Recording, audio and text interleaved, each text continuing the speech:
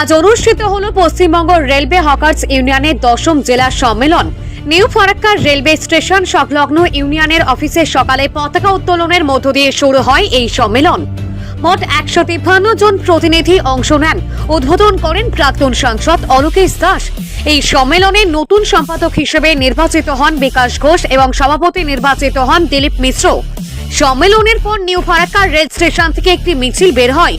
মিছিলটি ফারাক্কা কলেজের সামনে দিয়ে নিউ ফারাক্কা চত্বর পরিক্রমা করে ট্রাফিক মোড়ে পথসভায় শেষ হয়। আজ অনুষ্ঠিত হলো পশ্চিমবঙ্গ রেলওয়ে হকার্স ইউনিয়নের 10ম জেলা সম্মেলন। নিউ ফারাক্কা রেলওয়ে স্টেশন সংলগ্ন ইউনিয়নের অফিসে সকালে পতাকা উত্তোলনের মধ্য দিয়ে শুরু হয় এই সম্মেলন। মোট 153 জন প্রতিনিধি অংশ নেন। উদ্বোধন করেন প্রাক্তন সাংসদ অলোকেশ দাস। এই সম্মেলনে নতুন সম্পাদক হিসেবে নির্বাচিত হন বিকাশ ঘোষ এবং সভাপতি নির্বাচিত হন দিলীপ মিশ্র। কি ইস্যু নিয়ে আপনাদের এই প্রোগ্রাম? আজকে আমাদের মুর্শিদাবাদ জেলা রেল হকার্সের জেলা সম্মেলন ছিল।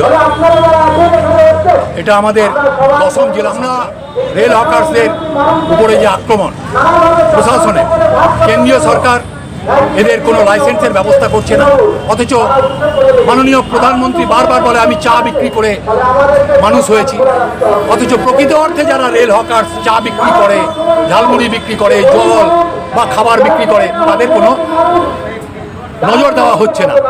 এক সময় লালু প্রসাদ পুলিশদের পার্মানেন্ট করেছে। আমরা বলছি এদেরকে লাইসেন্স দিতে হবে, এদের রুটি রুজির যাতে কোনো বাধা না হয়। এরা কোনো ভর্তুকি চায় না, শুধু একটা লাইসেন্স চায়। আর 60 বছর হয়ে গেলে এদের পেনশন দিতে হবে। এখানে যে সমস্ত দোকানপত্র আছে রেলের, তাদেরকে পুনর্বাসন না দিয়ে রেলের জায়গা থেকে উৎখাত করা চলবে না। এখানে যে কলোনিগুলো আছে রেলের জায়গায়, সেখানেও অবিলম্বে তাদের জায়গার পাট্টা দিতে হবে। এই দাবিগুলো সাঁকোপাড়ায় ওই যে কাটিহার এক্সপ্রেসের স্টপেজ দিতে হবে, এই দাবিগুলো আমাদের আছে। এবং সর্বোপরি আরপিএফ জিআরপির যে অত্যাচার, সেটা বন্ধ করতে হবে।